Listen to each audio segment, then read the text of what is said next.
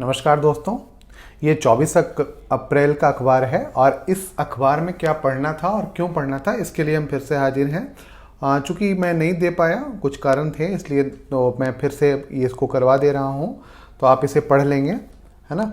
ऐसे तो मैंने व्हाट्सएप ग्रुप में आपको दे ही दिया है, पर यदि आपने नहीं आप जुड़े हुए हैं अभी तक तो आप इसे देख लेंगे।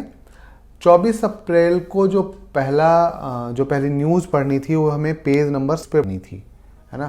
पेज नंबर 6 पे पढ़नी थी और वो है India as most populous can be more boon than bane, है ना। इसमें क्या है, China is projected to hand over baton of most populous country in India mid 23। मतलब पॉपुलेशन का जो मामला था कि हम चीन से आगे निकल गए हैं, उसी पे बात की गई है। तो हमें पॉपुलस कैन बी मोर बून, है ना, दैट बैन। बहुत सारे अपॉर्चुनिटी हमारे पास आ जाएंगे, बहुत सारी चीज़ें हमारे पास आ जाएंगी। इसी पे पूरी बात की गई, किस प्रकार से हम इसका लाभ ले सकते हैं, इसी पे बात की गई है। तो आप इसे पढ़ सकते हैं। इसके बाद है पेज नंबर 6 में ही a new troika for India's north eastern region, है ना। नॉर्थ ईस्ट रीजन जो है, अब the region comprising India's 8 north eastern region, Arunachal Pradesh, पहले 7 सिस्टर्स कहा जाता था, पर अब जब जोड़ दिया गया सिक्किम को तो ये 8 नॉर्थ ईस्टर्न रीजन हो गए हैं, है ना। अब यहाँ पे जो the third Indian Japan intellectual dialogue hosted by the Asian influence in Agartala, Tripura was an ideal opportunity to assess the evolving thinking expert policy maker।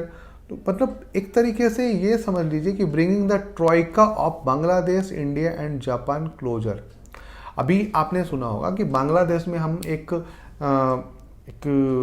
क्या बोलते हैं, एक गहरे उसमें स्ट्रैटेजिक रूप में और रिसर्च के रूप में हमें एक क्षेत्र दिया गया है जो जापान और भारत जो मिलके चलाएंगे। मातारबारी डीप सी पोर्ट है ना।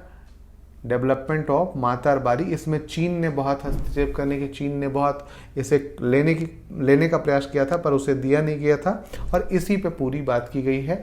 तो ये किस प्रकार से भारत को बांग्लादेश के ऊपर या भारत का दक्षिण एशिया में जैसे बढ़ता प्रभाव है, जापान का फिर इस क्षेत्र में प्रभाव है, इसी पे पूरी बात की गई है। इसके बाद जो है अगली न्यूज़ है no small change, the market link stance seem to have been abandoned for small saving rates. Small saving rate काफ़ी बढ़ाया गया है और इसी पे बात की गई है कि ये छोटा बदलाव नहीं है, है ना, ये बड़ा बदलाव है। तो ये एक जैसे बाज़ार से जब हमें पैसा खींचना होता है तो हम स्मॉल सेविंग रेट्स बढ़ा देते हैं ताकि जो लोग हैं वो आसानी से अपना पैसा और जमा करें। तो जैसे क्या होता है कि मान लीजिए आपके पास पैसा है, अभी बैंक रेट 1% मिल रहा था, हमने इसे 3% कर दिया, तो आप क्या करेंगे, चलो थोड़ा पैसा जमा कर लेते हैं, इंटरेस्ट रेट अच्छा मिल रहा है तो हमारे पास कुछ पैसे एक्स्ट्रा हो जाएंगे। अब मेरे पास 10,000 रुपये थे एक्स्ट्रा, मेरे घर में वॉशिंग मशीन नहीं थी, तो मुझे मन था कि वॉशिंग मशीन ले लें। जब रेट 1% था, अब रेट 3% हो गया, तो लगा कि छोड़ो वॉशिंग मशीन के बिना काम चल जाएगा, 3% दे रहा है। तो यहाँ पे तो ये बहुत इफेक्टिव काम करता है कि जब रेट बढ़ा दी जाती है सरकार के द्वारा छोटे छोटे स्तर पे भी, तो ये बहुत इफेक्टिव होता है और जो पैसा जो बैंक में जमा करते हैं वो उसके लिए बहुत काम करता है। तो इसी पे है ये बात, आप इसको आप पढ़ लेंगे। इसके बाद जो है Russia oil import to India rise further trade deficit balance, है ना, यहीं पे है Russia oil imports to India rises further trade deficit balloon. Trade deficit जो व्यापार घाटा जो चल रहा है उस पर बात की गई है। In February 2023 Russia surpass Saudi Arabia to become the second biggest exporter crude oil India in financial year 23। Iraq continue to retain the top spot, है ना। इसी पे बात की गई है कि किस प्रकार से हमारा बढ़ा है ना, किस प्रकार से रसिया ऊपर पहुंच गया है। जैसे यहाँ पे आप ग्राफ देख रहे होंगे, है ना। उसके बाद यूएई आता है, उसके बाद यूएस आता है और फिर कई देश आते हैं। तो इसी पे बात की गई कि जो घाटा हो रहा है, जो व्यापार घाटा हो रहा है, chart share of top country जो इंडिया क्रूड ऑयल इम्पोर्टिंग है ना, इसके बाद petroleum oil, the chart show India import from Russia. तो एक तरीके से व्यापार घाटा बहुत ज़बरदस्त बढ़ रहा है रसिया के साथ। तो इसी पे बात की गई है कि किस प्रकार से इसे कम किया जाए या इक्वेशन को किस तरीके से फुलफिल किया जाए, तो इस पे बात की जा सकती है। ठीक है, देखिए दोस्तों, एक चीज़ समझ लीजिए कि अंतर्राष्ट्रीय स्तर पर सिर्फ और सिर्फ अपना स्वार्थ देखा जाता है। तो रसिया को हम कुछ ना कुछ बेचना चाहेंगे इस तरीके से ताकि हमारा व्यापार घाटा कम हो, है ना। तो इस पे भी बात चल ही रही है। अभी रसिया के उप प्रधानमंत्री उपराष्ट्रपति आए थे, उप प्रधानमंत्री याद नहीं आ रहा, हाँ उप प्रधानमंत्री आए थे और उन्होंने काफ़ी समझौते किए इकोनॉमी से, तो उस पर भी बात हुई है, तो वो देखा जाएगा। उसके बाद है how can a juvenile be tried as an adult in court. किसी जुवेनाइल को, किसी किशोर को कैसे अदालत में एडल्ट के रूप में, वयस्क के रूप में उसको किया जाएगा, इस पे बात की गई है।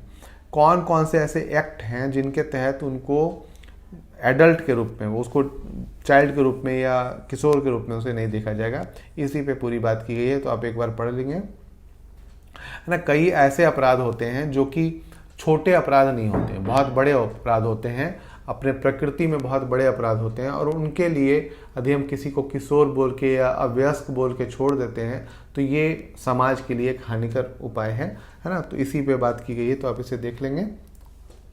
इसके बाद है what is LockBit ransomware and how is it specifically targeting Apple computers, है ना।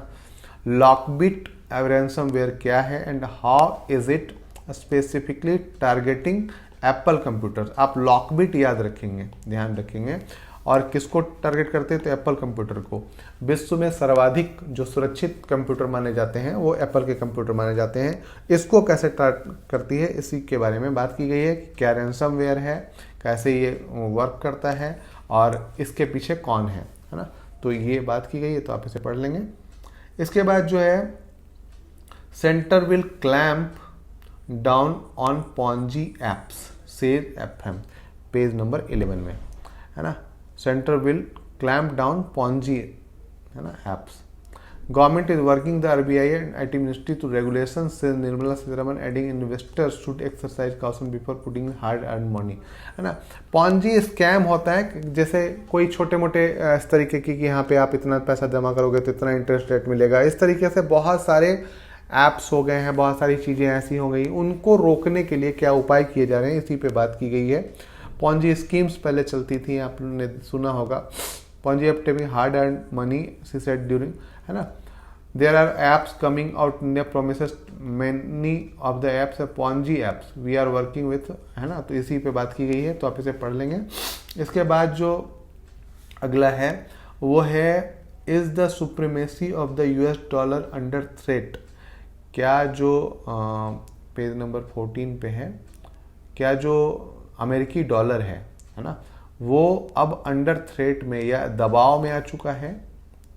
जो सुप्रीमेसी था US डॉलर का, आपने देखा होगा कि भारत ने 18 विदेशी बैंकों के साथ या 18 देशों के बैंकों के साथ रुपये में बात करने की बात की गई। कई देश जो है वस्त्रों अकाउंट खोल रहे हैं दूसरे देशों के मुद्रा में, जैसे रसिया और भारत के बीच में हुआ है। चीन के मुद्राओं का प्रयोग कर रहे हैं, जैसे बांग्लादेश ने अभी रसिया से न्यूक्लियर प्लांट लगाने के बदले में भुगतान जो है युआन में किया है ना। तो इस प्रकार से कई चीज़ें बदल रही हैं। तो क्या जो US डॉलर है वो दबाव में आ गया है या दबाव में है, इसी पे बात की गई है। दोस्तों 24 अप्रैल के इतना ही है। यदि आपने लाइक शेयर सब्सक्राइब नहीं किया, सब्सक्राइब कर लीजिए। लाइक शेयर कमेंट जरूर करें। धन्यवाद।